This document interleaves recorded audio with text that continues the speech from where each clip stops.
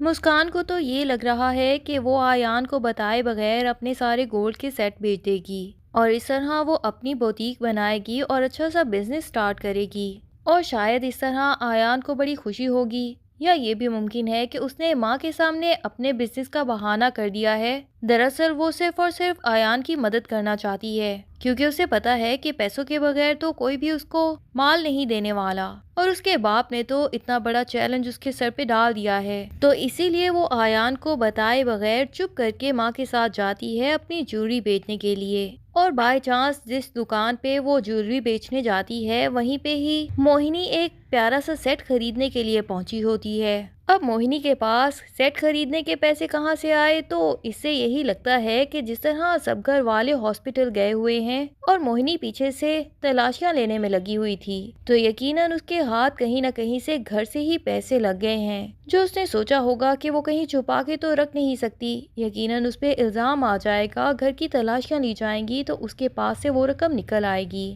اسی لیے وہ چاہتی ہے کہ جلدی سے یہ رقم استعمال کر لے، اور وہ سیٹ خریدنے کے لیے پہنچ جاتی ہے جیولر کے پاس۔ یہاں پہ موہنی کو اپنی ماں کے ساتھ وہ جب سیٹ بیچنے کے لیے دیکھتی ہے تو کہتی ہے کہ حیرت کی بات ہے کہ اسی دکان پہ بڑی بہن سیٹ خریدنے کے لیے آئی ہے اور تم اپنے یہ چھلکوں جتنے باریک سے سیٹ بیچنے کے لیے آئی ہو۔ بہرحال مسکان اس کی باتوں کا بالکل برا نہیں مناتی، کیونکہ وہ جانتی ہے کہ موہنی زندگی بھر ایسی ہی کڑوی کسیلی باتیں کرتی آئی ہے، اور مسکان کو سچ میں اب اس کی باتوں کا بالکل فرق نہیں پڑتا، اسی لیے وہ موہنی کی ان کڑوی کسیلی باتوں کا جواب دیے بنا یہاں سے جانے کی کوشش کرتی ہے، لیکن موہنی بھی اسے روک کے پھر سے سنا دیتی ہے کہ چاہے تم یہاں سے مجھ سے بھاگ بھی جاؤ گی، لیکن اپنی قسمت تو نہیں بدل پاؤ گی، اور نہ ہی تم اپنے حالات سے بھاگ سکتی ہو۔ بہرحال مسکان بغیر کچھ کہے یہاں سے چلی جاتی ہے، پر برا یہ ہوتا ہے کہ مسکان کو اپنی ماں کے ساتھ رکشے میں کہیں جاتے ہوئے آیان دیکھ لیتا ہے،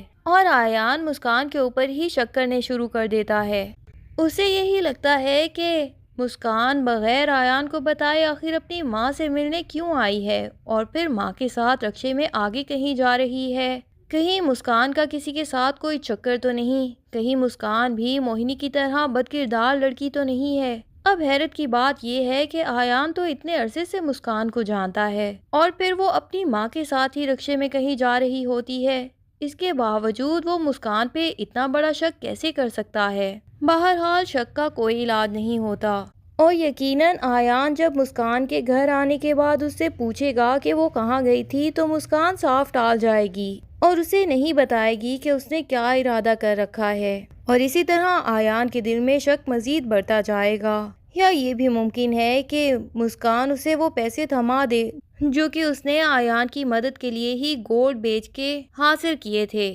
اور اس طرح آیان کے دل میں مسکان کے لیے مزید محبت بھی اور اعتبار بھی بڑھ جائے۔ اینی ویز اس کا کیا ہوگا یہ تو ہمیں کل کی ایپیسوڈ میں ہی پتہ چلے گا۔ فی الحال تو موہنی جب گھر واپس آتی ہے تو اس کے سارے گھر والے بھی حیران ہوتے ہیں کہ آخر زارون کی وائف اکیلی گھر میں تھی، وہ گھر سے کہاں چلی گئی، اور اس نے کسی کو بتایا تک نہیں۔ زارون کی ماں تو ویسے بھی اس کے اتنے خلاف ہے کہ وہ کوئی بہانہ ہی ڈھونڈ رہی ہے، وہ تو یہاں تک بھی صاف صاف کہہ دیتی ہے کہ کہیں اس کی بیوی کے ہاتھ گھر سے کوئی ایسا خزانہ نہ لگ گیا ہو جسے لوٹ کے وہ یہاں سے رفو چکر ہو گئی ہو، لیکن اتنے میں ہی موہنی واپس آ جاتی ہے، اور یقیناً وہ سب کے سامنے کوئی ایسا بہانہ بنائے گی کہ زارون کی ماں کو سب کے سامنے شرمندہ ہونا پڑے، کیونکہ موہنی زارون کی ماں سے بھی 2 ہاتھ آگے چالاک ہے، اور وہ زارون کی ماں کو شرمندہ کرنے کا کوئی بھی بہانہ ہاتھ سے جانے نہیں دیتی۔ یہاں یقیناً وہ کہے گی کہ میں نے تو منت مانگی تھی کہ ساشا آپی کی خیر خیریت کی خبر آ جائے، اور جیسے ہی مجھے زارون نے بتایا کہ وہ بھی خیریت سے ہیں اور ان کا بچہ بھی، تو میں فوراً سے اپنی منت پوری کرنے کے لیے چلی گئی۔ ادھر زارون تو واقعی ہی موہنی کی ہر بات پہ اعتبار کر لیتا ہے، کیونکہ موہنی کو بڑے اچھے طریقے سے زارون کو اپنی باتوں میں گھمانا آتا ہے، اور اب تو جس طرح موہنی نے کال پہ سنتے ساتھ ہی یہ شک ظاہر کیا کہ یقیناً ساشا کو اس کی ساس یا نند نے ہی دھکا دیا ہوگا، کیونکہ ایسا ہی ہوتا ہے، ساس اور نند جو کہ اپنی بھابھی کو پسند نہیں کرتی تو وہ ایسی حالت میں یقیناً اس بھابھی کو دھکا دے دیتی ہیں۔ زارون پہلے تو خیر موہنی کی اس بات پہ اعتبار نہیں کرتا، لیکن ہسپتال میں جب یہ بات سامنے آ جاتی ہے کہ واقعی ہی ساشا کو اس کی نند اور ساس نے دھکا دیا تھا، تو زارون کو تو موہنی کے اوپر اور بھی زیادہ اعتبار بڑھ جاتا ہے کہ وہ کتنی سمجھدار ہے۔ اوپر سے موہنی سارا کا سارا کریڈٹ بھی اپنے سر لے لیتی ہے کہ میں نے آپ کی بہن کے لیے دعا کی تھی،